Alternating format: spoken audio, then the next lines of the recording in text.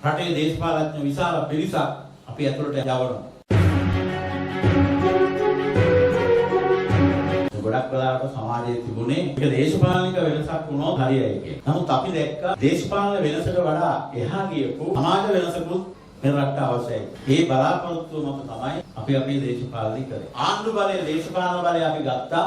අපිට තේරෙනවා රාජ්‍ය බලය ඒ ලෙසින්ම අපිට ගන්න බැරි වෙලා තියෙනවා. සියලු රාජ්‍ය නිලධාරී කියන්නේ උඩ සිට පහළට මේ මාසයේ ඇතුළතදී මාරු කරනවා. විසාපතුමා වෙන්න පුළුවන්, ප්‍රාදේශීය ලේකම්වරු වෙන්න පුළුවන්, සභා ලේකම්වරු වෙන්න පුළුවන්, සභාවේ කළමනාකාරීත්වය වෙන්න පුළුවන්, අපේ පොලිසිය මහතුරු වෙන්න පුළුවන්, හමුදා නිලධාරීන් වෙන්න පුළුවන්. මේ සියල්ලම මේ මාසයේ එකමාර ඇතුළතදී රට සම්පූර්ණයෙන්ම වෙනත් තැනකට අපි ගෙනියන්න සූදානම් කරලා තියෙනවා. වංචාව, දූෂණය, නාස්තිය, අල්ලස. මේ මුළු රාජ්‍ය ආයතන ඇතුළේ පිරීලා තියෙන පිරිච්ච එක සම්පූර්ණයෙන් සුද්ධ කරන්න ඕන. අපේ රථවාහන ශාස්ත්‍රයේ ඉහළම මුලස්ථානයේ RMB එකේ ප්‍රධාන නිලධාරීන් 4 දෙනා ලක්ෂ 42ක් ලාච්චුවේ තියාගෙන හවස ගෙදර යනකොට ඒ ප්‍රධාන නිලධාරීන් බෙදාගෙන යන්නේ එක්කෙනා ලක්ෂ 10 8 12 15 තමන්ගේ සාක්කුවට දාගෙන යන්නේ.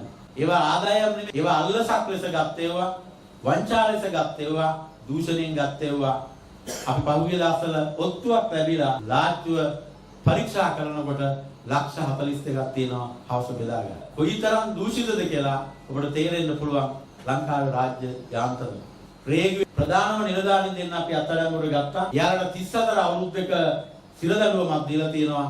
අල්ලස මිලියන 500. මිලියන 500 ගැනලා තියෙනවා සල්ලි ගයින මැෂින් එකකින් දින 5. අවසානයේදී අපි සල්ලි ටික දීලා එයාලගේ ලොරියට පටවලා අවසන් මොහොතේ අතට අත දෙන්න ලෑස්ති වෙනකොට මාංචුව දාලා පයින් දෙකක් යන ජීප් එකට දාලා තාම ඉක්මනින් 34 අවුරුද්දක් සිරගෙදර දැන් ඉන්නවා. තුරුමෙද පළාත් සභාවේ හිටපු මහා ඇමති, එයාගේ නෑනා, පහුගිය ආණ්ඩුවේ හිටපු ඇමතිවරු සියලු දෙනාම දැන් කූරු ගනිමින් හිරගෙදර ඉන්නේ. මාසයේ ඇතුළතදී රාජ්‍ය යාන්ත්‍රණය වෙනස් වෙනවා වගේම රටේ දේශපාලඥ විශාල පිරිසක් අපි ඇතුළට යවනවා. ඒ යවන්න අවශ්‍ය කරන නීතිමය කටයුත්ත සැලසුම් කරලා තියෙනවා. ඒ නිසා ඒ නිලධාරීන් අවංකව වැඩ කරනවා.